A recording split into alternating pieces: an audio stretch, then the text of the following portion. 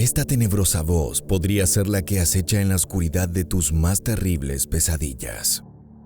Pero lejos está de ser una fantasía. Es una prueba real de los crímenes del Golden State Killer. Este brutal asesino en serie mantuvo en alerta al estado de Florida durante más de 10 años. Fue un ladrón, violador y homicida que acechaba en la oscuridad más profunda, ansioso por exprimir la vida de sus víctimas entre sus manos. Su modus operandi era tan perfecto como letal.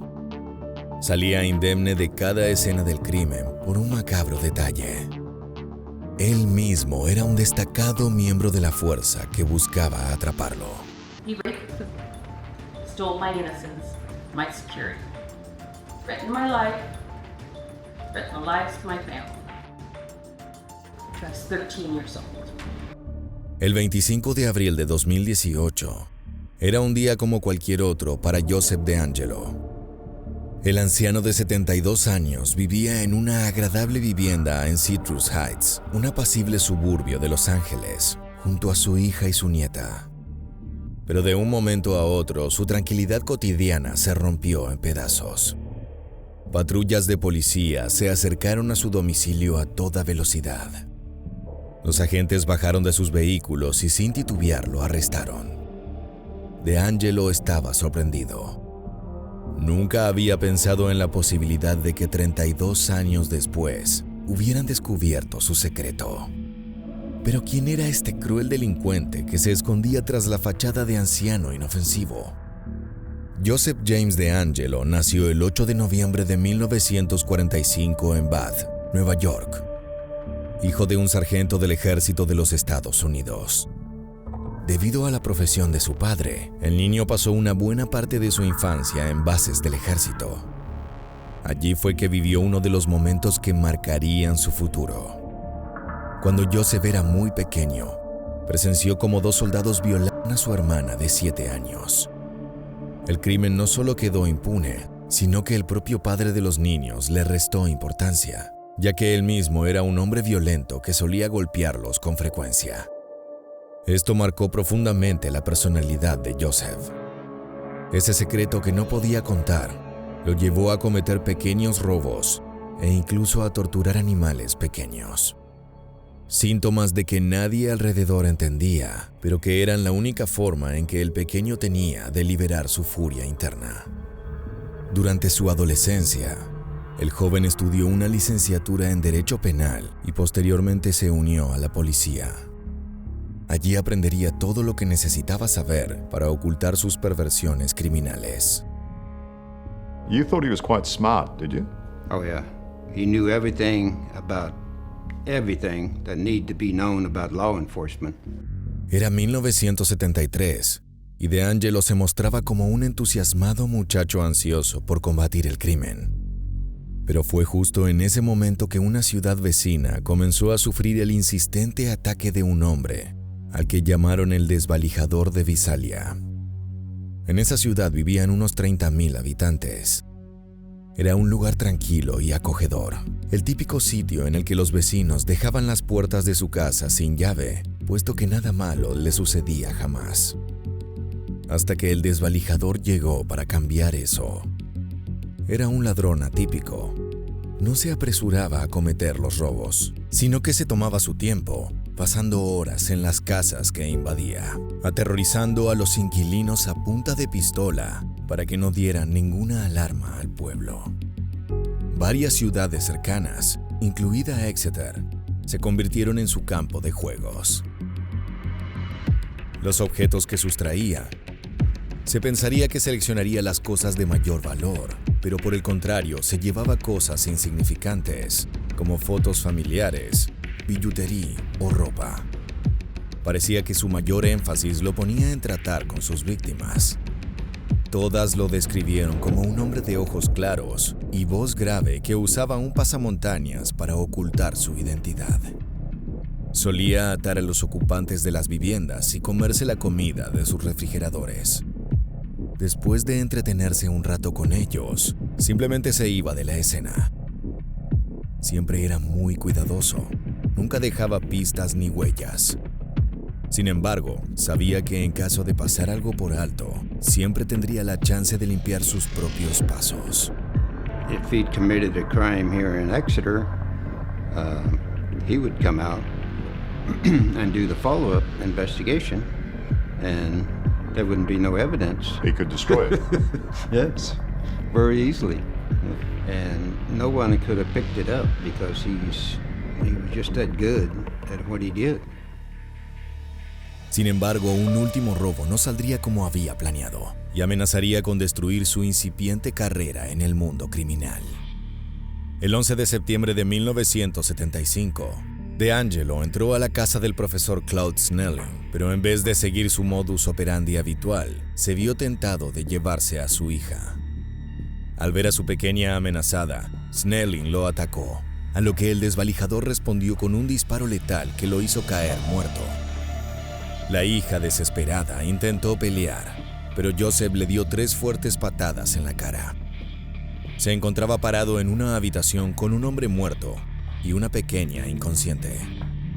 El criminal estaba nervioso, pero a la vez increíblemente excitado por lo que acababa de suceder. Huyó de la escena del crimen con la certeza de que esa vez había ido demasiado lejos. Por eso, decidió renunciar a la policía de Exeter y mantener un perfil bajo durante las siguientes semanas. Pero en su interior solo había un deseo latente. Quería atacar de nuevo. Ansiaba ver cómo la vida se extinguía de un cuerpo frágil y a su merced, y esa oportunidad no tardaría en llegar. En 1976, Joseph DeAngelo comenzó un nuevo trabajo como oficial de policía en Auburn, California. Con esta nueva tapadera preparada, iniciaría una etapa aún más infame en su vida criminal. In every Sacramento news bulletin, he was quickly branded the East Area Rapist, and each new assault led to ever-increasing fear in thousands of family homes.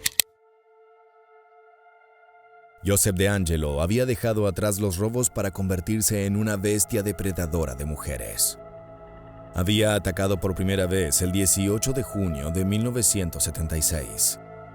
Una víctima no identificada había sufrido un ataque sexual en su casa. Pero no contento con eso, el perpetrador enmascarado se había llevado algunos objetos personales como recuerdo. Hacia el final de ese mismo año, otras 9 denuncias se amontonaban en los escritorios de la policía. I was a normal 15-year-old kid. He raped me repeatedly. At 3 different times that night, I thought I was going to die. The next morning, December 19th, I woke up knowing I would never be a child again. Las descripciones de las víctimas tenían muchos puntos de conexión. El agresor entraba por la ventana a altas horas de la noche, llevaba un pasamontañas, cuchillos y sogas con las que ataba a las mujeres. Tenía unos fríos ojos claros que parecían completamente vacíos y sin expresión. Joseph DeAngelo violaba a sus víctimas sin piedad, una y otra vez. Solo se tomaba una breve pausa en ocasiones para comer. Esos minutos parecían eternos. Las mujeres no solo sufrían un abuso constante y despiadado, sino que eran testigos de la crisis mental de DeAngelo, quienes entre llantos y gritos llamaba a su madre desesperado. Sin embargo, el calvario no terminaba con la partida del agresor, sino que luego de violarlas y denigrarlas en su propia casa, cada una de las víctimas comenzó a recibir terroríficos llamados con una voz fría y en susurros que anunciaban "voy a matarte". I never got over the thoughts that he might return, that he may have kept track of me. After 42 years, I still sleep with 2 phones and the keys on the bed when my husband is away. I still don't feel safe inside of a locked house. Al principio DeAngelo solo atacaba mujeres que se encontraban solas en casa. Pensaba que estas eran víctimas frágiles y vulnerables. La comunidad femenina estaba terriblemente aterrorizada. Pero una característica que acompañó toda la carrera criminal de este sádico fue su transformación constante. Para el año 1977, decidió expandir sus horizontes una vez más. The newspaper mentioned that he had never hit a place with a man in the house. He And that read was a that. challenge to him. That was a challenge, and that's when he started with the men. Las autoridades estaban atónitas. Una vez que creían saber algo sobre este cruel violador serial, todo cambiaba. Nunca parecían tener suficientes pistas para resolver el caso. No importaba cuántas patrullas dispusieran para cuidar los suburbios por las noches, siempre el violador del área este se salía con la suya, desapareciendo en la oscuridad, tan sigilosamente como entraba a las casas de sus víctimas para torturarlas. Tras 3 años de completa impunidad, Joseph DeAngelo cometió un gravísimo error. En 1979, el policía fue despedido de las fuerzas por robar un pequeño negocio local. El botín, un martillo y una lata de repelente para perros, objetos que probablemente planeaba usar en sus violentos actos. Pero como una bestia que va mutando de piel, solo aprovechó esta ocasión para mostrar una nueva versión de sí mismo, más oscura y sádica que nunca. What investigators didn't know was their biggest fear had come true. This sadistic, violent rapist was on the move again and had become even more brazen. When the East Area Rapist re-emerged in Southern California, it was as a fully fledged serial killer. Joseph DeAngelo seguía manteniendo algo de su modus operandi habitual. Entraba a la casa por las noches, en medio de la oscuridad. Atacaba a las parejas, atándolos con cuerdas y toallas. Luego violaba a las mujeres frente a la mirada de su esposo, que nada podía hacer. Pero ahora, no se daba por satisfecho solo con saciar su sangrienta sed sexual. Para finalizar la cruel tortura de sus víctimas, las asesinaba golpeándolas y disparándoles en la cabeza. El 30 de diciembre de 1979, la policía recibió la llamada de una mujer que lloraba desconsolada. Se trataba de Joan Oakley, quien había acudido con su marido a la casa de unos amigos para jugar al tenis, pero al llegar se encontraron con una escena devastadora. El doctor Robert Offerman y su novia Deborah Manning yacían muertos en el dormitorio. Ella estaba atada y presentaba signos de abuso sexual. Pronto los policías acudieron al lugar. La escena del crimen parecía un ejemplo perfecto de todo lo que aprendían en la academia. No había huellas, ni sangre, ni fluidos corporales. Todo parecía haber sido preparado meticulosamente para la llegada de los oficiales, quienes se veían cada vez más atados de manos. El 13 de marzo de 1980, el misterioso asesino atacó de nuevo. Gary Smith, de 12 años, había llegado a la casa de su padre, Lyman, para pasar el fin de semana con él y su esposa Charlene. Pero cuando el niño entró a la casa, solo encontró silencio. Extrañado, comenzó a llamarlos, pero nadie respondía. El pequeño pensó que no se encontraban en la casa, pero cuando entró al dormitorio de su padre, la visión que tuvo lo destruyó por completo. Lyman Smith yacía boca abajo, en la cama, con la cabeza ensangrentada. Su esposa Charlene estaba junto a él, cubierta por una sábana que aún chorreaba líquido rojo. El pequeño Gary ni siquiera atinó a gritar. Solo pudo observar esa macabra postal que ahora representaba a su familia. Hubo 13 asesinatos en total, y cada uno de ellos fue un despliegue de la destreza de este sanguinario criminal, que pasó a ser conocido como el acosador nocturno original. Pero sí reconocían que el delincuente era astuto, jamás daba un paso en falso, por lo cual atraparlo se volvía casi imposible. At the time, DNA technology was not available, so detectives used what they had to piece together the patterns in the attacks. This led officials to piece together that the East Area Rapist might also be the original Night Stalker. Nadie supo jamás por qué, pero el acosador nocturno original volvió a desaparecer abruptamente. Entre julio de 1981 y mayo de 1986, los gritos de California se apagaron. Durante todo ese tiempo, Joseph DeAngelo intentó vivir una vida normal. Pero en su interior anhelaba sus años dorados y así se convenció de llevar a cabo un último golpe. Uno que le permitiría saciar una vez más la sed inagotable de violencia que vivía en su interior. Janelle Cruz, de 18 años, Se había quedado en la ciudad mientras su familia se encontraba de vacaciones, ya que estaba por comenzar sus estudios universitarios y estaba ansiosa por prepararlo todo. El 4 de mayo de 1986, la joven se encontraba en casa con un amigo cuando comenzaron a escuchar ruidos raros. Primero intentaron no prestarle mucha atención, pero no tardaron en sospechar que no se encontraban solos. Los jóvenes revisaron cada rincón de la propiedad, pero no hallaron ninguna irregularidad. Y a las horas, el amigo de Janelle se fue a su casa. En ese momento, no tenía forma de saber que se arrepentiría de esa decisión por el resto de su vida. Joseph DeAngelo esperaba escondido en las inmediaciones de la propiedad, y cuando el adolescente se fue, entró de nuevo en la casa. Sigiloso, se coló en la cocina y con una sonrisa en su rostro, confrontó a la jovencita.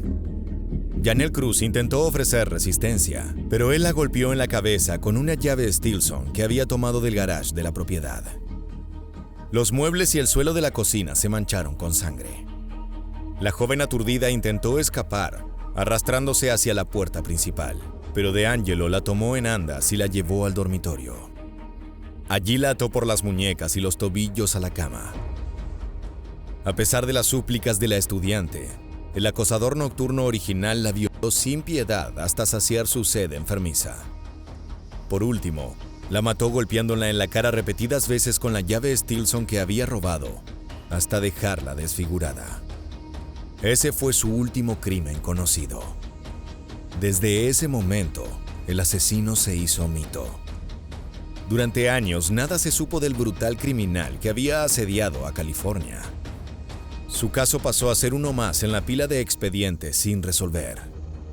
Fue recién con el descubrimiento de la tecnología de ADN que las cosas empezaron a cambiar. I need to look at this case because I have this newfangled DNA technology. And I was like, well, let me see what I can do. Los análisis comenzaron.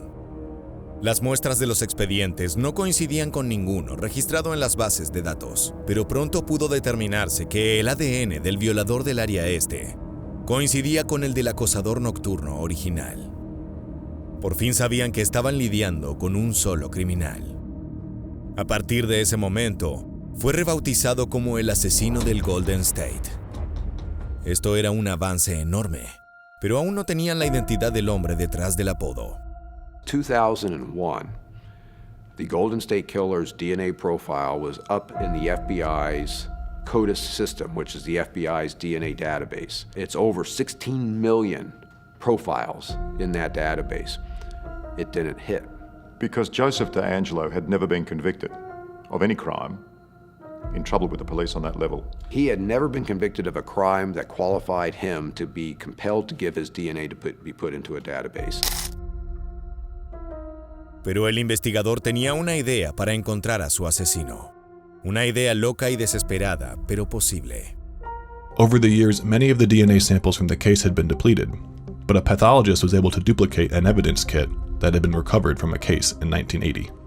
Holmes obtained the sample he needed, and then found a website called GED Match, which is primarily used by people searching for possible distant family connections. So we created an undercover profile and uploaded the Golden State Killer's DNA profile into GEDmatch. Within a day, I had the list of potential relatives to the Golden State Killer out of GEDmatch.